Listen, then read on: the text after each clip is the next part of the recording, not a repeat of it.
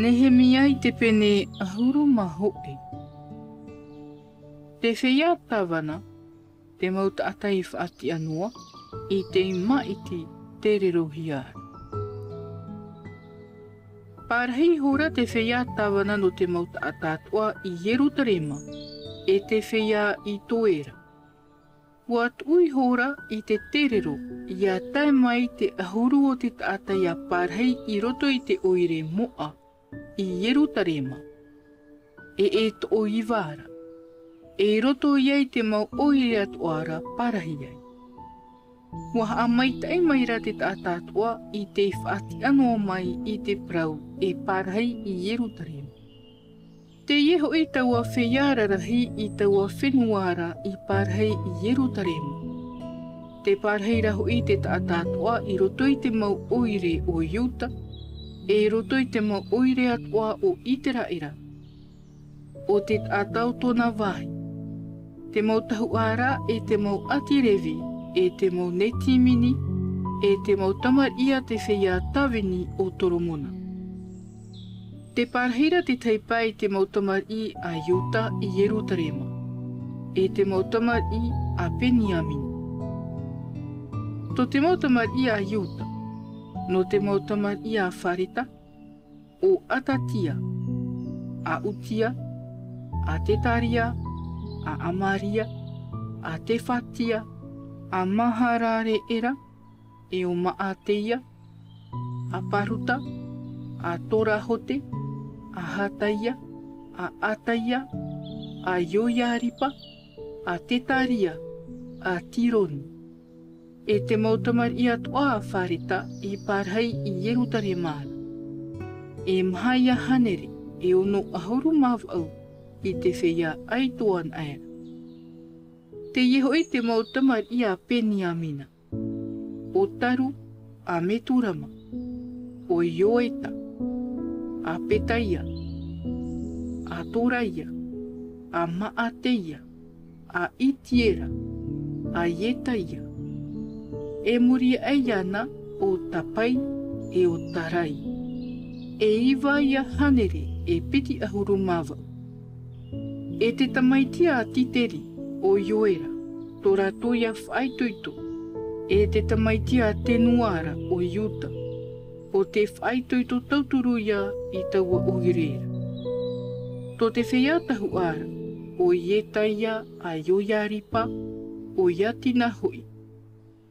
O Teraia a Heritia, a Meturama, a Tatota, a Meraiota, a Ahitupa, o te whaitoito iai te whare o te atua. E tō rātou mau tei ei rawei te ohipā o te wāhi moara, e wauia hanere, e piti ahuru mapiti. E o Ataia a Yerohama, a Peraria, a Ameti, a Tetaria, a Patura, a Maretia, e tōna ara mau tei e wheiara atira matahia poia. E piti ia hanere maha ahuru mapiti. E o Amatai a Atare era, a Ahatai, a Metiremota, a Imera, e tō rātou mau tai e whea aito, ho e hanere piti ahuru mawau, e tō rātou whaaito I tōra, o Tapatiera ia a Hatatori māna, e tō te mau atiere vira, o te maia a Hatupa, a Ateritama, a Hatapia, a Puni, e o Tapetai, e o Iotapata, o nā taatararahia I o te atire vira. E te ia rāua te whaitoito I te mau ohipai rapai au atu I te whare o te atua. E o Matania a Mita, a Tapati, a Atafa, o te arata ia I te haamaitai e te pure. E o Pataputia, o te tauturu iai roto I tōna ramau tei e o Apata, a Tamua, a Tarara, a Yetutuna. E te mo atirevi atua I roto I te oire moara, e piti ia hanere e wau ahuru mamaha. E te wheiatia I Uputara, o Atupa, e o Taramona, e tō raua mau tei Te itia I te mau Uputara, ho e ia hanere e he tu ahuru mapiti. E te toe au I te raera, to te mau tahua e te atirevi, te iroto iei te mau oire atua o Iuta, o te tātau tōna parahira. Ari a te mau neti mini I oferaia I te parahira. E tōni ei taua mau neti minira, o tihaia raua o titipa. E te whai tuitoi te atirevi I Yerutaremara, o utia a pani, a hatapia, a matania, a mita. Nā te mau himene I te mau tamaria a tawhara, I te ohipai te whare o te atuara. E mea ap ohia hui e te ar I e tuf ata te whea himene I te mau mahana atuara. E o petahia a me te tape era. No te mau tamaria a tera, a Iutahara. Te hap ohia e te ar I e ni ai te mau prauatoa a te atara. E rawerhei hui te ati Iuta I parhei I roto I te mau oireri I tō rato I hora whenua. E tiriata arapa, e tō reira mau oireri. E tipona, e tō reira mau oireri. E I e tape te era, e tō reira mau oireiti. E I e tua, e I morata, e I pete pareta.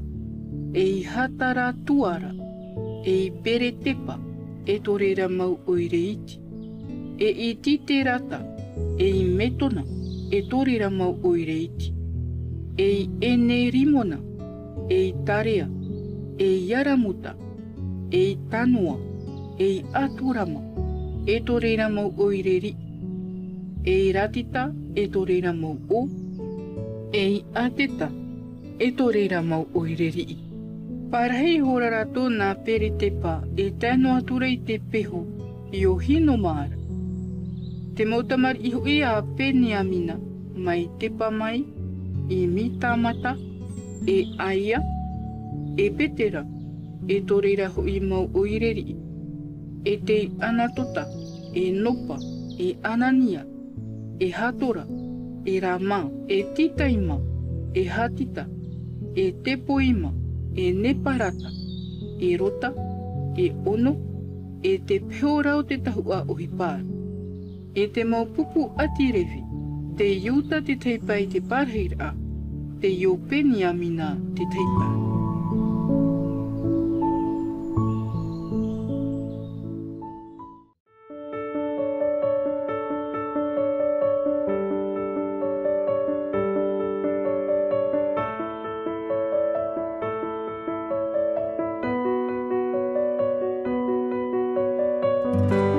C'était votre lecture quotidienne de la Bible en langue tahitienne proposée par le Centre Média Adventiste, disponible en replay sur cma.adventiste.pf.